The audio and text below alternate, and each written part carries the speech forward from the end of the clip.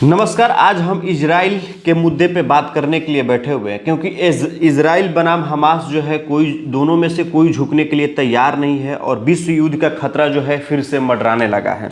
एक रिपोर्ट आई है, यारोस्लाव ट्रोफिमो की रिपोर्ट है और वो रिपोर्ट हम आपको बताने जा रहे हैं कि आखिर उस रिपोर्ट में क्या कुछ है कि कैसे इजराइल जो है हमास पे हमला कर रहा है और ऐसी क्या परिस्थितियां बन सकती है कि इजराइल और हमास के बीच से जो चिंगारी जो युद्ध की भड़की है और उस चिंगारी से विश्व युद्ध होने की संभावनाएं कैसे हैं।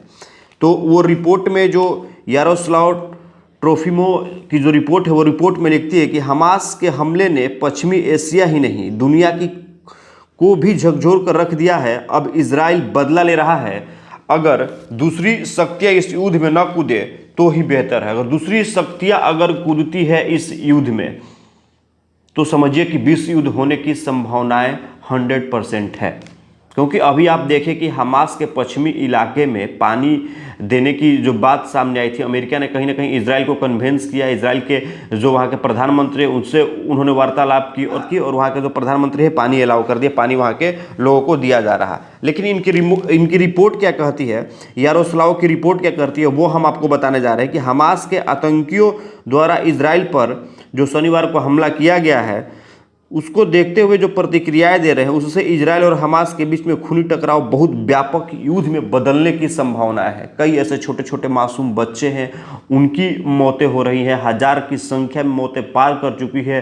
क्योंकि देखिए इंडिया से कई ऐसे जर्नलिस्ट हैं वो वहाँ पर जाके ग्राउंड रिपोर्टिंग कर रहे हैं इजराइल में और अपनी आंखों देखी जो तस्वीरें हैं जो उसको बयां कर रहे हैं अपने रिपोर्ट के माध्यम से। वो रिपोर्ट हम आपको बताने जा रहे हैं क्योंकि अभी अभी मेरे हाथ एक रिपोर्ट लगी है और उस रिपोर्ट के अनुसार हम बता रहे हैं कि रिजर्व ब्रिगेडियर के अनुसार हमास ने यह आश्चर्यजनक विनाशकारी हमला किया क्योंकि वह न सिर्फ हमास और इजराइल के बीच है बल्कि इजराइल और ईरानी समर्थकों के बीच भी समीकरण बदलना चाहता है। अब यहाँ पे जोर देके समझने की आवश्यकता है कि आखिर ईरान के समर्थक के बीच का समीकरण क्यों बदलना चाहता है। ये आगे हम आपको बताएंगे। आगे की इनकी रिपोर्ट हम पढ़ते हैं कि आगे इस रिपोर्ट में क्या कुछ लिखा गया से अगर हमास को खदेड़ दिया जाता है तो यह ईरान के लिए भी बड़ा झटका होगा। ऐसे में ईरान युद्ध भड़काने का फैसला ले सकता है। इसीलिए जो है ईरान बीच में कूद रहा। अगर वहाँ से अगर गाजा को अलग किया जाता है हमास को तो वहाँ कहीं ना कहीं ईरान को भी एक बड़ा झटका लगेगा और वैसी परिस्थिति में ईरान तो युद्ध और ज़्यादा भड़काने की कोशिश कर रहा है। कहीं ना कहीं जो है इजराइल को शांत किया जा सकते हैं। आप मानते हैं कि टेक्निकल अगर बात करें या और भी वहाँ का जो सारा सिक्योरिटी सिस्टम है वो इजराइल का 8 देशों में इजराइल शामिल है।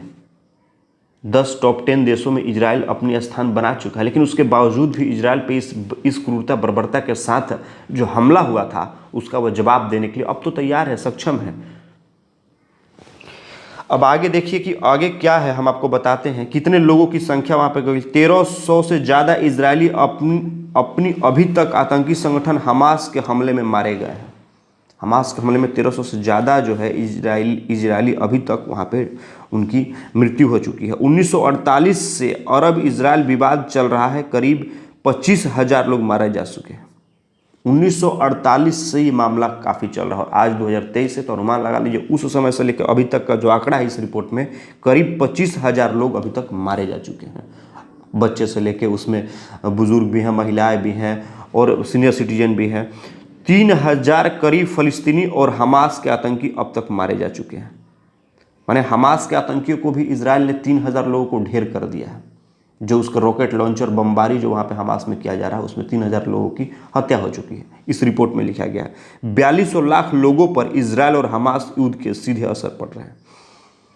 यानी 4200 4,200 लोगों पे सीधे हमला है। वहाँ की आर्थिक व्यवस्था भी कितनी मतलब कि कमज़ोर हो जाएगी आने वाले वक्त में, आप अंदाज़ा नहीं लगा सकते हैं।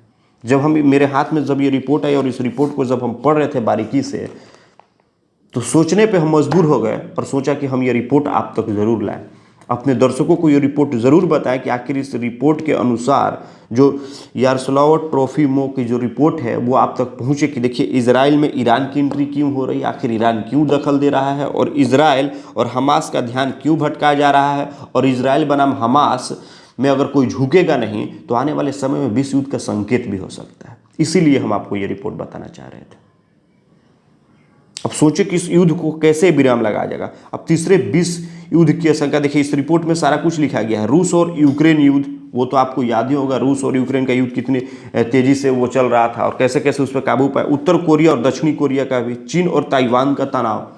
भाई ये सारों पहलुओं पर अगर हम बात करें इस रिपोर्ट के अनुसार, तो इससे कहीं ना कहीं यही सारे आंकड़े निकल कर आते हैं कि विश्व युद्ध आने वाले समय में अगर शक्तिशाली देश है, अगर इसमें भाग लेती है, अगर संलिप्त लेती है, अगर हस्तक्षेप करती है, तो विश्व युद्ध तो जाहिर है कि होना है।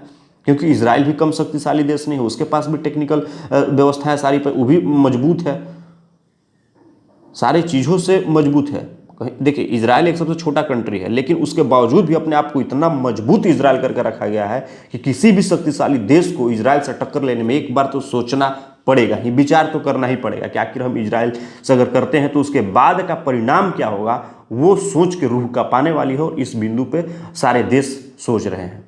लेकिन फिर भी अगर कुछ देशें अगर आते हैं, जो हम आपको 3-4 जो मुद्दे, जो बिंदु की बातें हम आपको बताएं, रूस, कोरिया और उत्तर कोरिया और चीन, ताइवान और तीसरे विश्व युद्ध की आशंका को लेकर, तो कहीं ना कहीं ये सब चीज़ें हैं और इस रिपोर्ट से सामने आ रही। तो हमने सोचा कि आप तक ये रिपोर्ट हम पहुंचा दें। और तबाही का मंजर आप देख ही रहे हैं, थोक के भाव में इजराइल से तस्वीरें सामने आ रही हैं और वो तस्वीरें जो हैं हम सब देख रहे हैं कि किस तरीके से है। फ़लस्तीनी इलाके में वेस्ट बैंक और गाजा पट्टी का जो इलाका है, मेरे हाथ में एक मैप है और उस मैप को हम देख रहे हैं। और छोटा सा मैप है जो कि ज़्यादातर पानी से भी है। पूरा ये जो मैप है इजराइल इलाके का वो है, और जॉर्डन भी है, और यरूशलेम है, सीरिया है और लेबनान। तो ये सारे इलाके, जिस मिस्र और इजराइल और जॉर्डन और यरूशलेम और सीरिया और लेबनान, इधर थोड़ा सा चलिए इधर का मान लेते हैं। ये जो एरिया है, ये जिस एरिया का हम नाम ले रहे हैं, जिस एरिया का नाम आप मेरे जुबानी आप सुन रहे हैं, यहाँ पे तो लोग कहीं ना कहीं अपने आप को, चलिए ठीक है, लेकिन इसके बाद जहाँ पे फिलिस्तीनी इलाका है, ये वेस्ट बैंक और गाजा पट्टी का यही जो है, और वहाँ से जो लगातार हमले किया जा रहा है, उसका तो मुंहतोड़ जवाब दे रहा है। तो ये रिपोर्ट बताने का मकसद सिर्फ मेरा यही था कि अगर कोई देश अगर हस्तक्षेप करता है तो विश्व युद्ध होने की संभावना है। इसमें समझौता करने की ज़रूरत है। और समझौता क्या, इजराइल हमास के साथ बीच में बैठ के जो शक्तिशाली देश हैं वो समझौता करा पाती है आने वाले वक्त में कि नहीं। तो मेरा ये प्रयास था और आप बताइएगा कि आखिर इसका निर्णय क्या हो सकता है। कमेंट सेक्शन में आप जरूर लिख के बताइएगा, क्या आने वाले समय में इसका परिणाम भयावह हो सकता है, या जो तीसरे विश्व युद्ध की जो आशंका बताई जा रही है क्या वो हो सकता है। क्योंकि मेरा मानना है, आप सब क्या मानते हैं वो अपनी राय ज़रूर आप लिखिएगा। इसी तरीके से आप मेरे साथ बने रहिएगा। अगले भी टॉपिक पर हम आपके साथ चर्चा करेंगे और बातें करेंगे। जय हिंद।